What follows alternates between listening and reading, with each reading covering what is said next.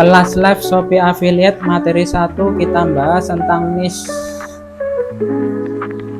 Nah, sebelum kita bahas tentang niche, aku mau jelasin dulu tentang potensi cuan dari live Shopee Affiliate.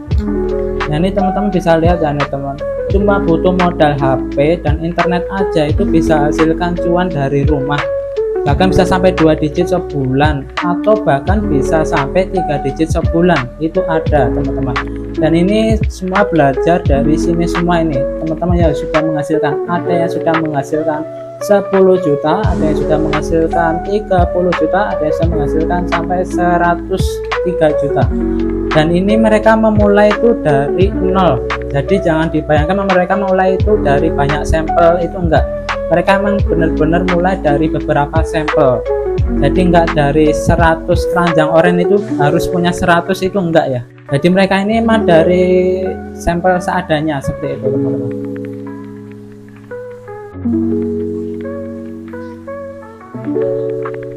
Nah, lalu kenapa harus live Shopee Affiliate?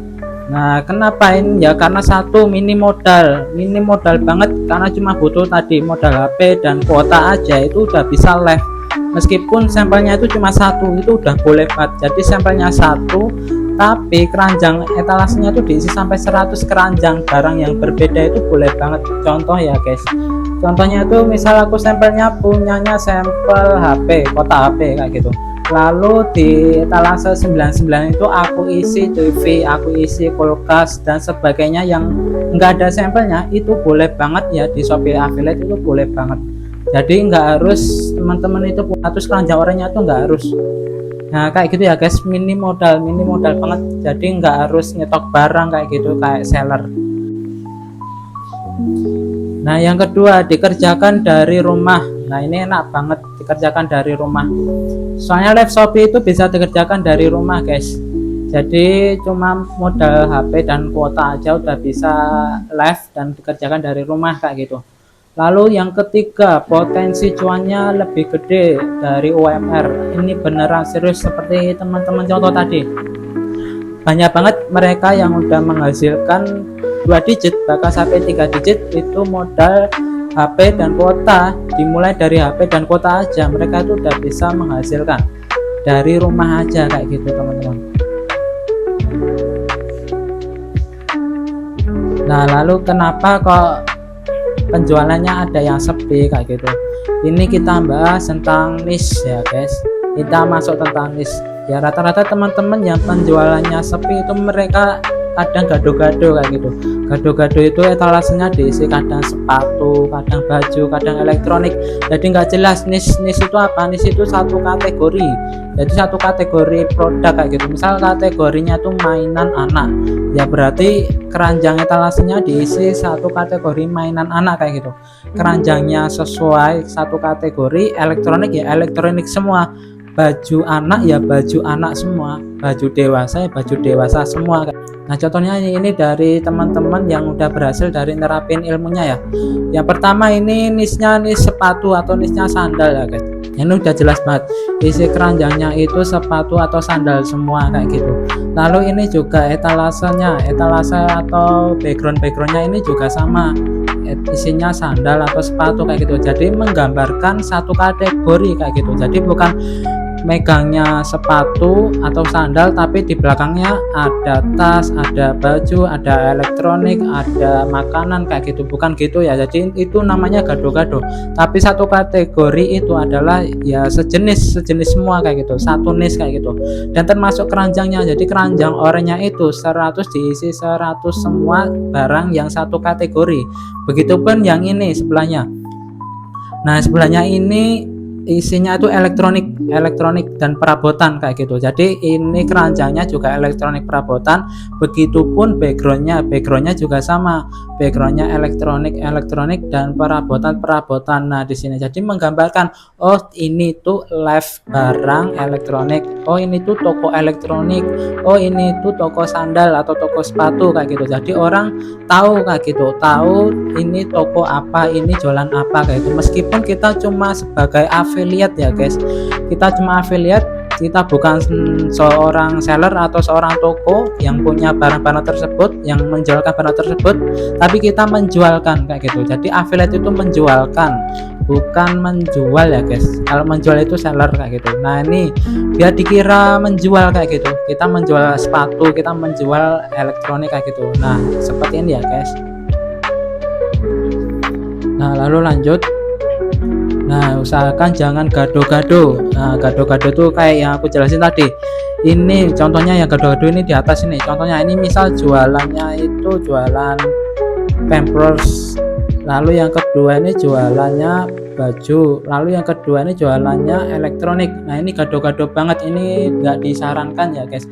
Soalnya kenapa? Karena yang satu nggak terlihat profesional, ini nanti nggak bisa dapat golden tick, makanya kalau bisa itu terlihat profesional tampilan live nya kayak gitu ya, dibuat satu niche seperti yang contohnya tadi ya. Lalu yang kedua ini nggak jelas, jadi penjual apa ya, jelas dong, ini jualannya macam-macam kayak gitu aja nggak jelas ini mau jualan apa ya, jadi jangan gado-gado. Lalu yang ketiga ini susah diingat ya, jelas ya susah diingat karena akunmu itu nggak mencerminkan toko jualan apa kayak gitu. Beda kalau yang tokonya udah jelas jualan apa, itu mudah diingat, oh ini kak ini itu jualan ini kayak gitu. Jadi jangan gado-gado.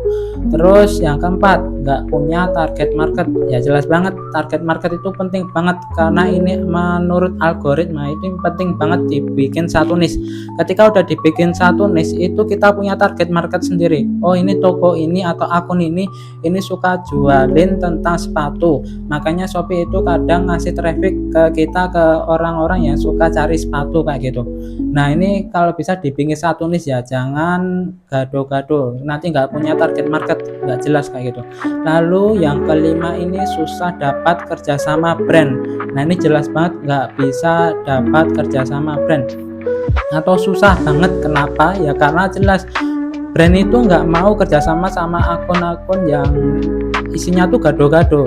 Beda lagi dengan akun-akun yang itu jelas, oh ini jualannya sepatu, makanya brand-brand sepatu yang mau memberikan barang-barang sampel kayak gitu. Kalau gado-gado ya nggak bisa ya guys. Ini biasa seller masih mikir-mikir, bahkan jarang banget seller yang mau endorse atau mau ngasih sampel akun-akun yang gado-gado kayak gitu. Lalu yang keenam, bikin bingung pembeli. Nah jelas banget, nah ini pembelinya bingung. Nah, ketika melihat akun-akun yang gado-gado, ini jualan apa sih, ini dodolan opo sih. Oke lanjut ya guys. Lalu yang kedua ini main satu niche. Nah kalau bisa teman-teman itu harus main satu niche. Nah satu niche itu ya kayak tadi udah aku contohin kenapa harus satu niche. Ini misal ini kamu sedang live, ini kamu jualannya ini tentang makanan semua. Nah ini makanan ini sudah satu niche. Lalu kenapa? Biar satu terlihat profesional, kalian tuh udah terlihat profesional, oh ini jualan barang ini kayak gitu. Nah udah terlihat profesional. Lalu yang kedua ini dapat kepercayaan lebih. Nah kenapa kok teman-teman itu jarang banget dapat follower atau jarang banget dapat pembeli yang loyal ya? Karena barang-barangnya itu gado-gado macam-macam kayak gitu. Makanya biar nggak gado-gado, biar dapat kepercayaan orang atau pembeli, itu dibikin satu niche kayak gini, biar orang itu percaya sama akunnya teman-teman kayak gitu. Lalu yang ketiga ini dapat followernya lebih mudah. Nah ini jelas banget teman-teman, ketika teman-teman itu dibikin satu niche atau satu kategori tadi, itu mudah banget dapat follower. Kenapa? Karena ya sesuai target marketnya kayak gitu. Oh ini jualannya ini baju anak, nah makanya target marketnya itu siapa sih? Oh ibu-ibu kayak gitu, makanya ibu-ibu sering ngefollow akun-akun yang jualin tentang baju anak kayak gitu. Itu udah jelas banget. Atau elektronik atau gadget, nah kayak gitu ya teman-teman, itu ada target marketnya sendiri-sendiri, makanya diusahakan itu satu kategori atau satu niche ya.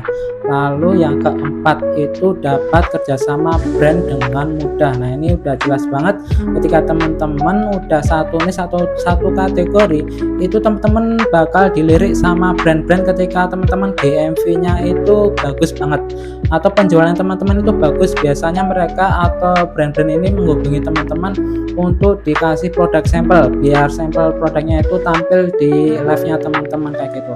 Nah ini contohnya ketika seorang pembeli atau calon pembeli ini lihat live-nya seseorang yang satu niche itu lebih terlihat nyaman kayak gitu.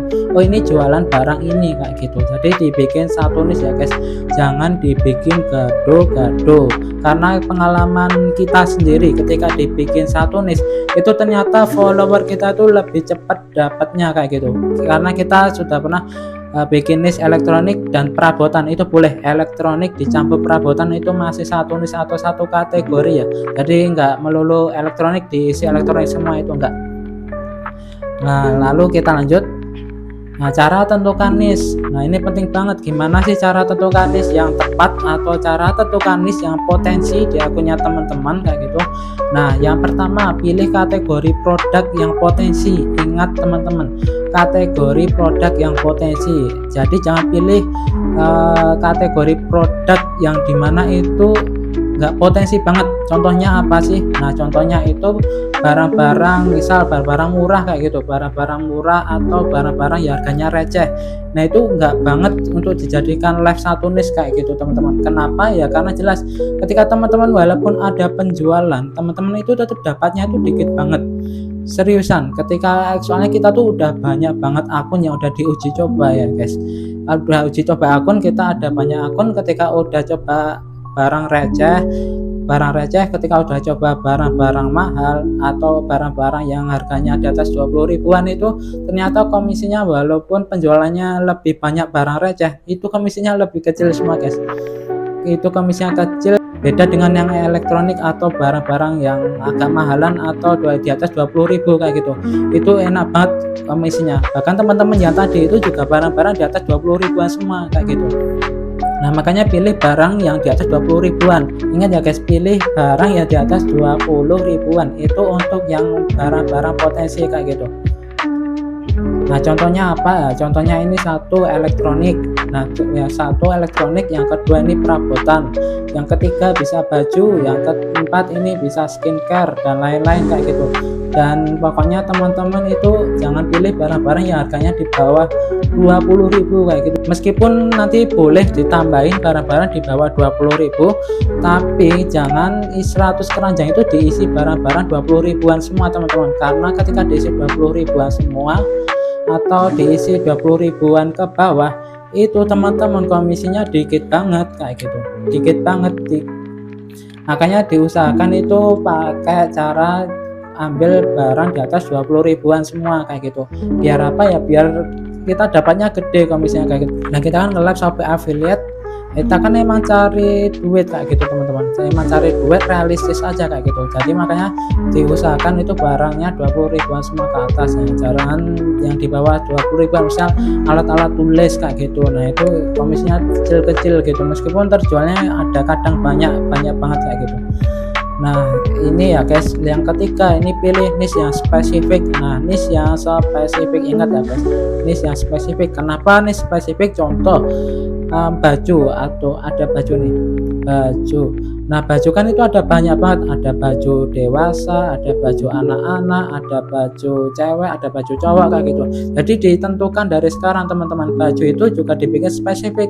Oh bajunya ini baju khusus anak-anak kayak gitu, berarti bajunya isi etalase juga baju anak-anak, jangan dicampur sama baju orang dewasa kayak gitu. Ya kenapa ya? Karena target marketnya udah beda banget kayak gitu.